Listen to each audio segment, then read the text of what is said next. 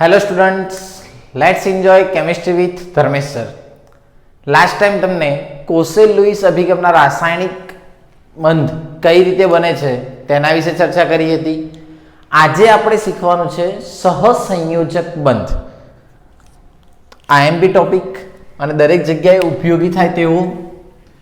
સહસંયોજક બંધ કોણે સમજાયો અને શાના માટે સમજાયો તેની સૌપ્રથમ માહિતી મેળવીએ.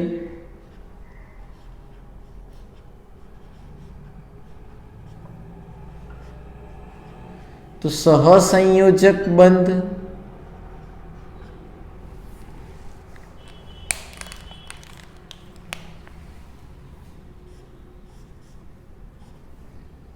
જેને કોવેલેન્ટ બોન્ડ તરીકે ઓળખવામાં આવે છે.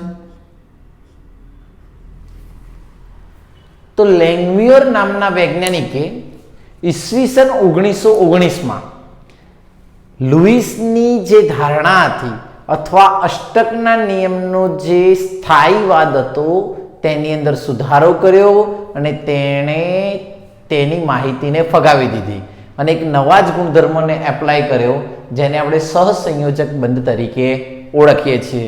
તો આવું કરનાર વૈજ્ઞાનિક કોણ હતા? તો લેંગમ્યુર.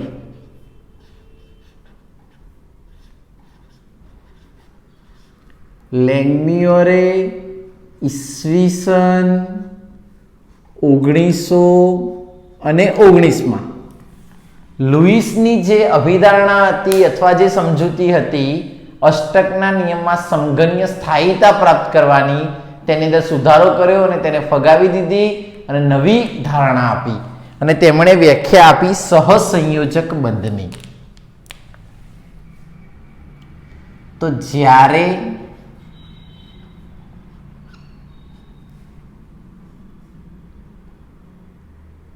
બે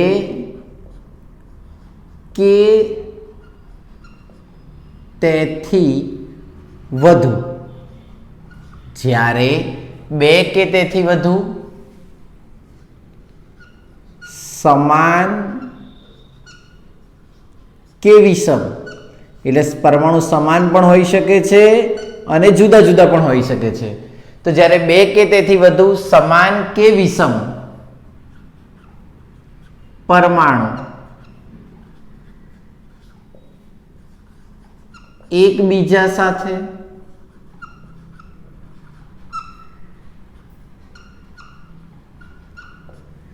ઇલેક્ટ્રોનની સહિયારી ભાગીદારી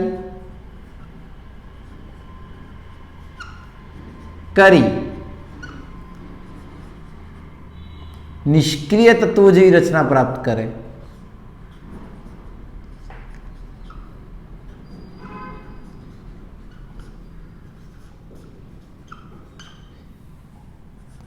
રચના પ્રાપ્ત કરે એટલે કે તમે કહી શકો છો કે અષ્ટકના નિયમનું પાલન કરે.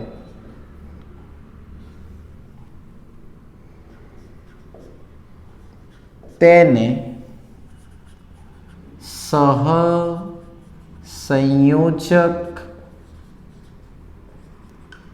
બંધ કહે છે. મિનિમમ એક ઇલેક્ટ્રોનની તો ભાગીદારી કરતા હોવા જ જોઈએ. તો ફરીથી એકવાર, જ્યારે બે કે તેથી વધુ સમાન કે વિષમ પરમાણુઓ એકબીજા સાથે ઇલેક્ટ્રોનની સહિયારી ભાગીદારી કરી નિષ્ક્રિય તત્વો જેવી રચના પ્રાપ્ત કરે એટલે કે અષ્ટકના નિયમનું પાલન કરે તો તેને સહસંયોજક બંધ કહે છે. તેમણે આ માહિતી ક્લોરીનના ઉદાહરણ દ્વારા સમજાવી.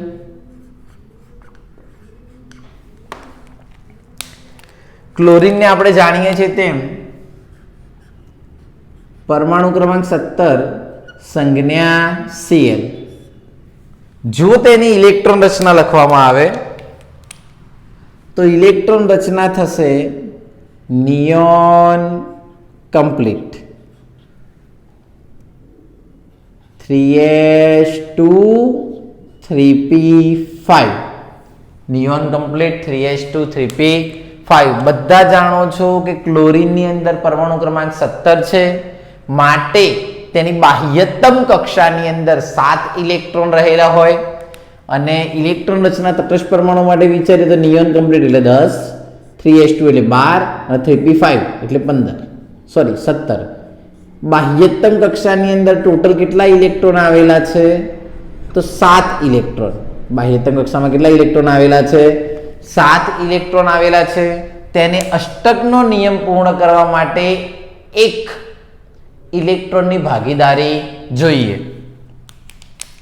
અહીં વિચારવામાં આવે તો ક્લોરીનની બાહ્યતમ કક્ષામાં કેટલા ઇલેક્ટ્રોન આવેલા છે તો 7. બીજો સમાન તેના જેવો પરમાણુ લઈ લઈએ, બીજો ક્લોરીન, તેની પણ બાહ્યતમ કક્ષામાં કેટલા ઇલેક્ટ્રોન આવેલા છે તો 7. આ બંને એકબીજા સાથે એક ઇલેક્ટ્રોનની ભાગીદારી કરી, એક ઇલેક્ટ્રોનની ભાગીદારી કરે એટલે નિષ્ક્રિય તત્વ આર્ગોન જેવી રચના પ્રાપ્ત કરે અને અષ્ટકના નિયમનું પાલન કરે છે તેવું તમે કહી શકો છો. કેટલાની ભાગીદારી કરશે તો એક ઇલેક્ટ્રોનની ભાગીદારી કરી, અષ્ટકના નિયમનું પાલન કરે છે. તો આની અંદર તમે જુઓ તો પણ 8 ઇલેક્ટ્રોન છે, આની અંદર જોવામાં આવે તો પણ 8 ઇલેક્ટ્રોન છે. એટલે બંને અષ્ટકના નિયમની ભાગીદારી એટલે કે પાલન કર્યું અને સહસંયોજક બંધ સાથે જોડાયા. તો સૂત્ર પરથી એટલે કે આ પરમાણુ પરથી ફરીથી એકવાર સમજીએ, જ્યારે બે કે તેથી વધુ સમાન કે વિસમાન, એટલે આપણે અહીંયા લીધા સમાન પરમાણુ એકબીજા સાથે એટલે કે એકબીજા સાથે ઇલેક્ટ્રોનની સહિયારી ભાગીદારી કરી નિષ્ક્રિય તત્વો જેવી અથવા અષ્ટકના નિયમનું પાલન કરે છે તો તેને સહસંયોજક બંધ તરીકે ઓળખવામાં આવે છે. આ સહસંયોજક બંધના અલગ અલગ પ્રકાર છે. એની અંદર આપણે સૌથી પહેલો પ્રકાર શીખીશું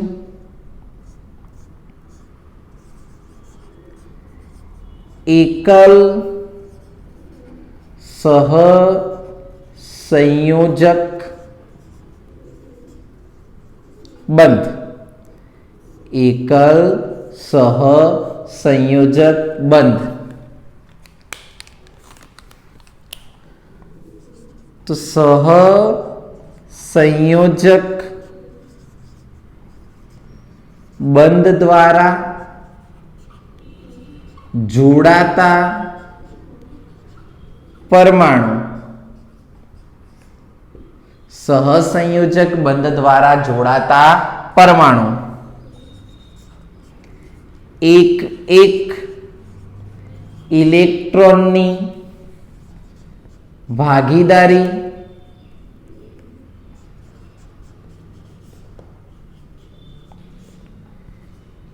કરે તો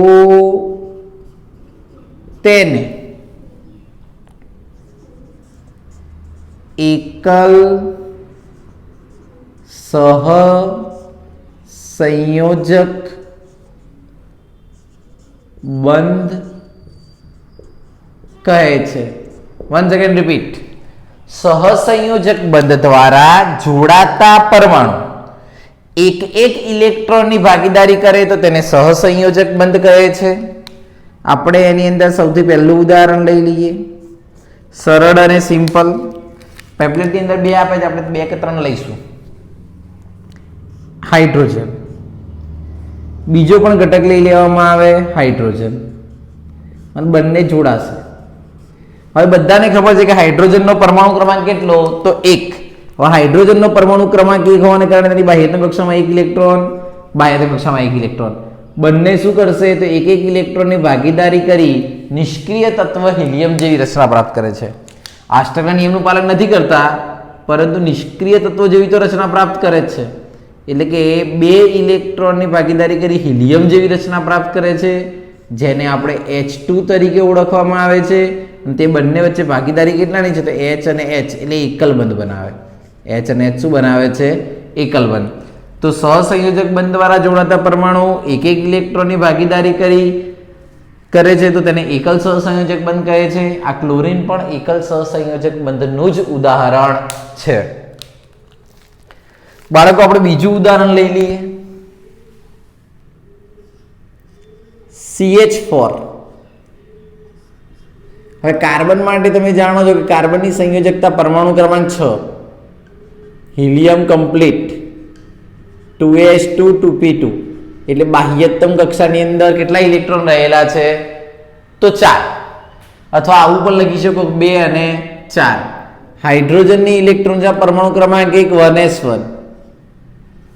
એટલે તમે કાર્બન માટે લુઈસ બિંદુ વેલ્યુ પણ લખો તો તમે લખી શકો છો કાર્બન અને હાઇડ્રોજન.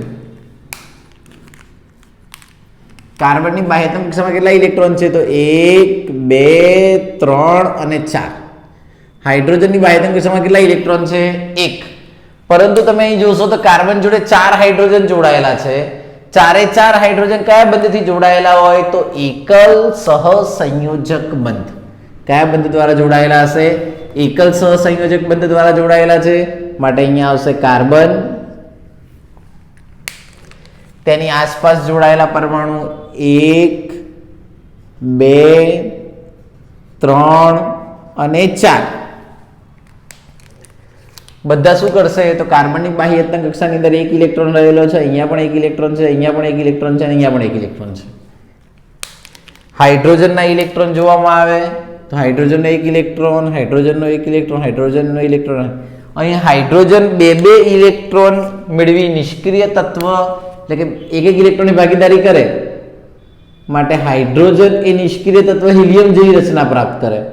પણ કાર્બન જુઓ તો કાર્બનની અંદર ટોટલ એની જોડે 4 પરમાણુ હતા, બીજા 4 હાઇડ્રોજનના 1 ઇલેક્ટ્રોન આવ્યા, એટલે ટોટલ તેની અંદર થશે 8 ઇલેક્ટ્રોન. એટલે કે કાર્બન એ અષ્ટકના નિયમનું પાલન કરે છે. અને નિષ્ક્રિય તત્વ કાર્બન 8 કર્યા એટલે કોના જેવી રચના પ્રાપ્ત કરે? તો બાહ્યતમ કક્ષામાં 8 ધરાવતું એવું કયું? તો નિયોન. તો નિયોન જેવી રચના પ્રાપ્ત કરશે અથવા અષ્ટકના નિયમનું પાલન કરે છે તેવું કહી શકાય. પેમ્પલેટની અંદર એક બીજું ઉદાહરણ આપ્યું છે Cl નું. કાર્બન છે એની આજુબાજુમાં કેટલા ક્લોરીન જોડાયેલા છે? તો 1 2 3 અને 4. હવે કાર્બનની સંયોજકતાની અંદર વિચારો તો કેટલા ઇલેક્ટ્રોન છે? તો 1 2 3 અને 4.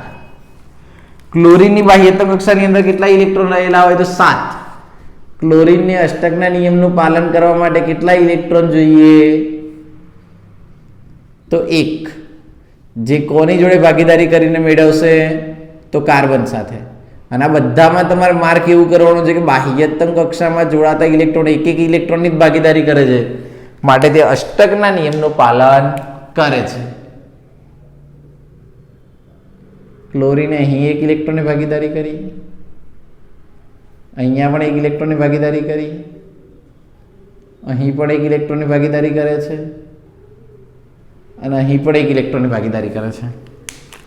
અને અંદર વિચારવામાં આવે તો 4 પોતાના તો હતા જ, બીજા 4 ક્લોરીન સાથે જોડાઈને જે રચના બની એને શું કહેવાશે? તો CCl4, કાર્બન ટેટ્રાક્લોરાઇડ. પણ બધા કયા બંધ બનાવે છે? તો એકલ બંધ. અહીં પણ કાર્બન હાઇડ્રોજન સાથે કયા બંધ દ્વારા જોડાય છે? તો એકલ બંધ દ્વારા જોડાય છે. માટે તેને એકલ સહસંયોજક બંધ તરીકે ઓળખવામાં આવે છે. હવે આવશે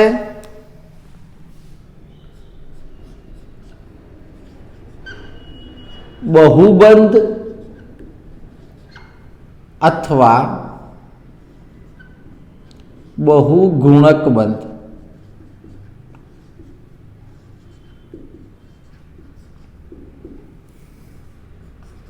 તો સહસંયોજક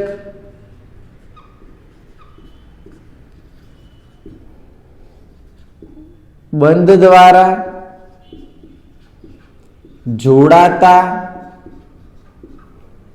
પરમાણુ સહસંયોજક બંધ દ્વારા જોડાતા પરમાણુ 2 કે તેથી વધુ ઇલેક્ટ્રોનની ભાગીદારી કરે તો તેને બહુબંધ કહે છે અથવા બહુગુણક બંધ તરીકે ઓળખવામાં આવે છે. તેના આપણે બે ભાગ પાડી દઈએ. એક આવશે દ્વિસહસંયોજક બંધ,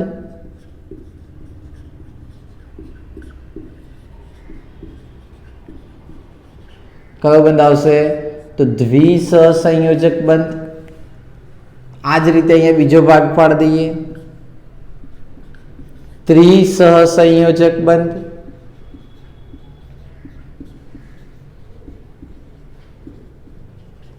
હવે એકલ બંધની વ્યાખ્યા બાદ દ્વિસહસંયોજક અને ત્રિસહસંયોજક બંધની વ્યાખ્યા આપને આપોઆપ બનાવતા આવડે. જો વિચારવામાં આવે કે સહસંયોજક બંધ દ્વારા જોડાતા પરમાણુ એક એક ઇલેક્ટ્રોનની ભાગીદારી કરે તો એકલ સહસંયોજક બંધ. તો અહીં શું યાદ રાખશો? સહસંયોજક બંધ દ્વારા જોડાતા પરમાણુ બે બે ઇલેક્ટ્રોનની ભાગીદારી કરે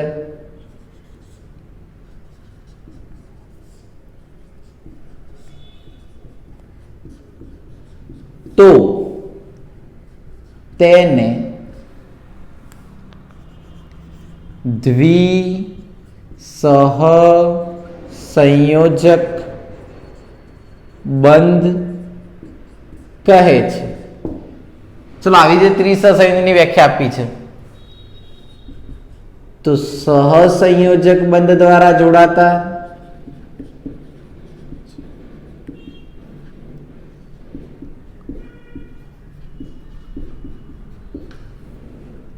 પરમાણુ ત્રણ ઇલેક્ટ્રોનની ભાગીદારી કરે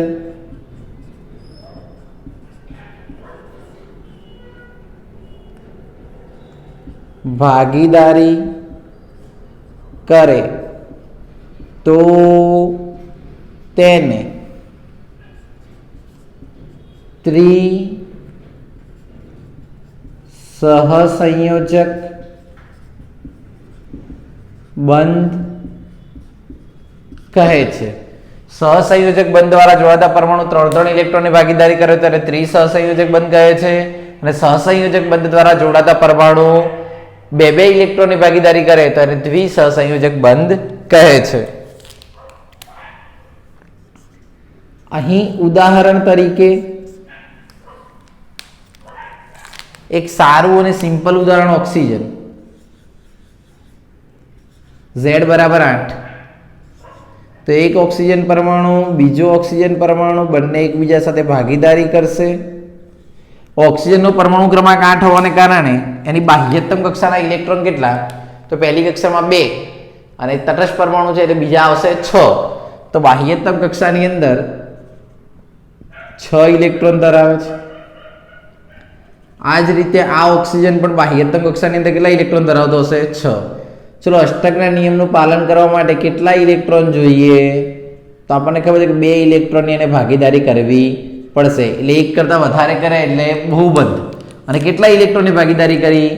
તો 2 ઇલેક્ટ્રોનની ભાગીદારી કરી હોવાને કારણે તેને દ્વિસહસંયોજક બંધ તરીકે ઓળખવામાં આવે છે. અને આ દ્વિસહસંયોજક બંધને O ડબલ બોન્ડ O જેને કહેવાશે દ્વિસહસંયોજક બંધ, અને બીજું એને કહેવાશે O2.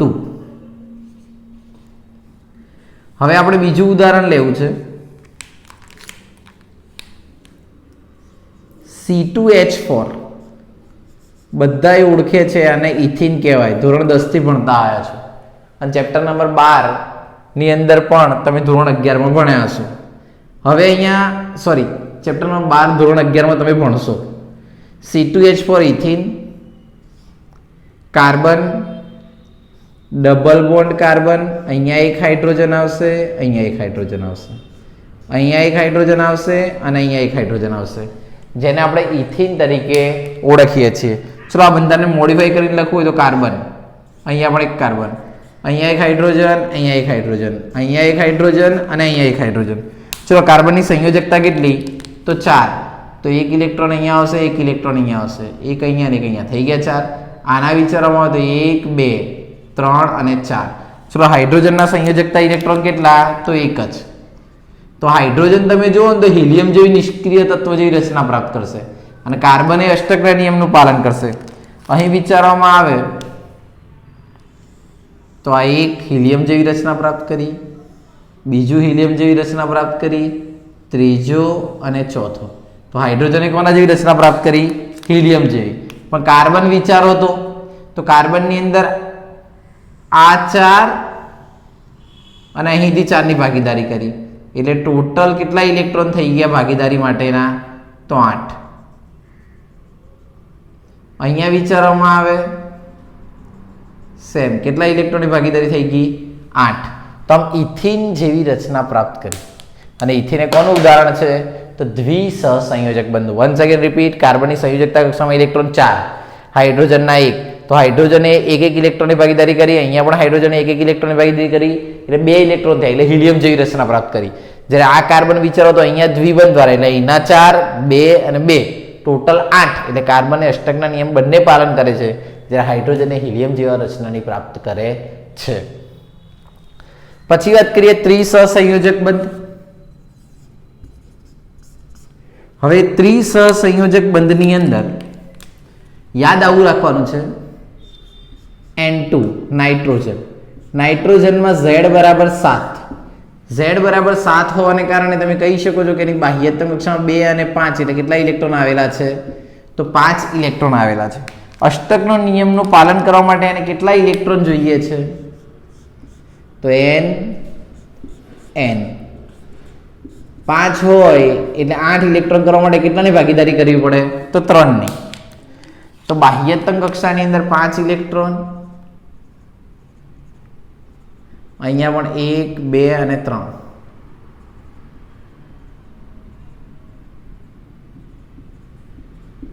તો આ રીતે રચના પ્રાપ્ત કરશે. અહીં વિચારવામાં આવે તો 5 હતા અને 3 જોડાઈ ગયા, એટલે બીજા કેટલા થઈ ગયા? 8. 6 અને 2 8. અહીંયા પણ વિચારવામાં આવે 6 અને 2 8. કેટલાની ભાગીદારી કરી? તો 3 ઇલેક્ટ્રોનની. માટે એને શું કહેવાય? તો ત્રિસહસંયોજક બંધ તરીકે ઓળખવામાં આવે છે. આનું બીજું બેસ્ટ ઉદાહરણ આવશે CH ટ્રિપલ બોન્ડ CH. યાદ કરો 10માં CH ટ્રિપલ બોન્ડ CH ને ઇથાઇન અથવા સામાન્ય નામ એસિટિલિન તરીકે ઓળખતા હતા. કાર્બનની અંદર વિચારવામાં આવે આ રીતે જોડાયેલા પરમાણુ છે. કાર્બનની સંયોજકતા કક્ષાના ઇલેક્ટ્રોન કેટલા હોય? 4.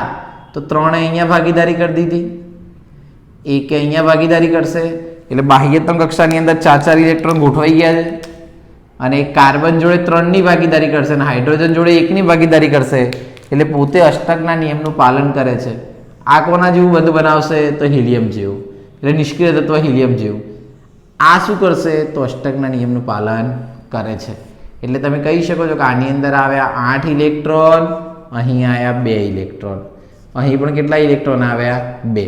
અને ઇથાઇન પણ ત્રિબંધ જેવી રચના ધરાવે છે. તો પરીક્ષામાં એવું પણ પૂછાય કે સહસંયોજક બંધ સમજાવી એકલ બંધ, દ્વિબંધ અને ત્રિબંધ સમજાવો તો પણ આ માહિતી લખવી પડે, અથવા સહસંયોજક બંધની વધુ એટલે કે વિસ્તૃત માહિતી આપો તો પણ આ વસ્તુ સમજાવવાની છે. તો વન્સ અગેન, લેંગમ્યુરે ઈસવીસન 1919માં લુઈસના અષ્ટકના નિયમની અંદર સુધારો કર્યો અને એની ધારણા હતી એને ફગાવી દીધી.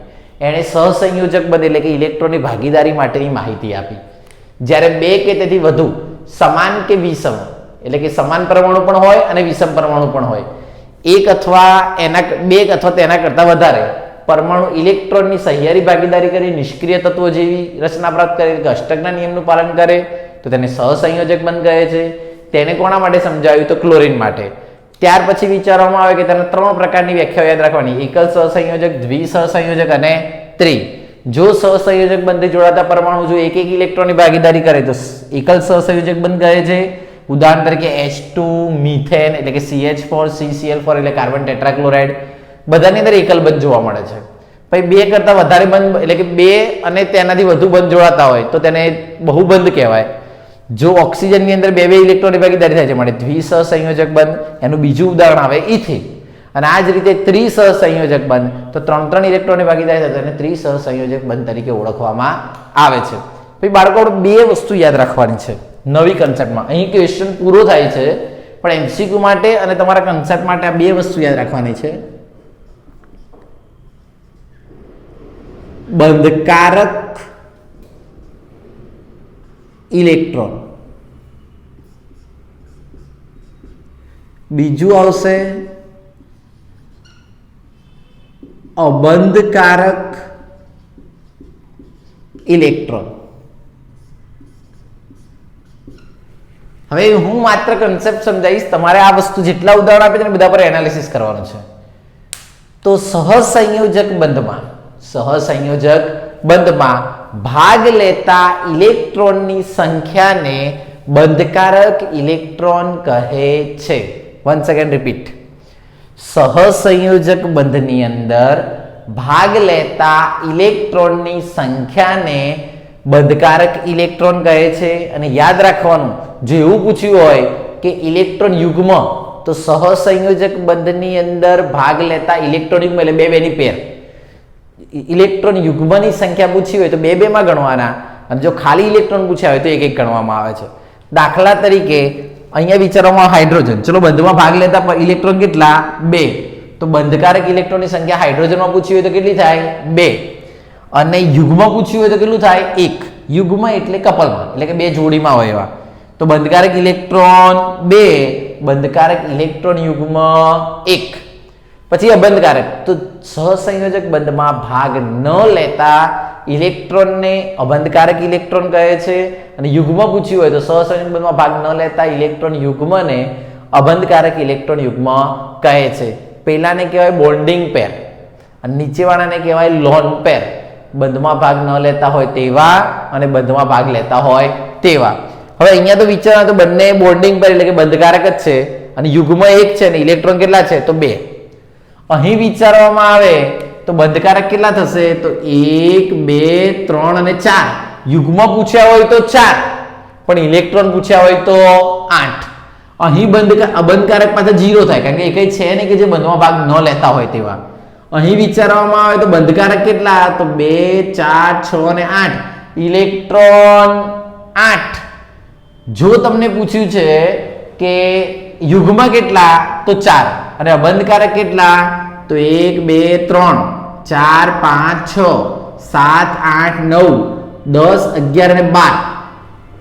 એકની અંદર 3 યુગ્મ છે એટલે ટોટલ કેટલા થઈ ગયા? 12. ઇલેક્ટ્રોન પૂછ્યા હોય તો 24 અને યુગ્મ પૂછ્યા હોય તો 12. તો આવી રીતે આ બધા માટે તમારે બંધકારક અને અબંધકારક ઇલેક્ટ્રોન યુગ્મ શોધવાના છે. Once again repeat. સહસંયોજક બંધમાં ભાગીદારીમાં ભાગ લેતા એટલે સહિયારી ભાગીદારીમાં ભાગ લેતા ઇલેક્ટ્રોનને બંધકારક ઇલેક્ટ્રોન, અને યુગ્મ પૂછ્યું હોય તો 2 ગણો. અને જો તમને પરીક્ષામાં એવું પૂછ્યું કે સહસંયોજક બંધમાં ભાગ ન લેતા ઇલેક્ટ્રોન સંખ્યા, તો અબંધકારક. પેલાને બોન્ડિંગ પેર કહેવાય અને લોન પેર કહેવાય. તો આ કન્સેપ્ટને ખાસ યાદ રાખીશું, કારણ કે એમસીક્યુમાં પૂછાય છે. તો અહીં આપણે સહસંયોજક બંધમાં આવતી માહિતીનો અભ્યાસ કર્યો. કમ્પલસરી ક્વેશ્ચન 2 વાર લખી અને તૈયાર કરવાનો છે. Thank you.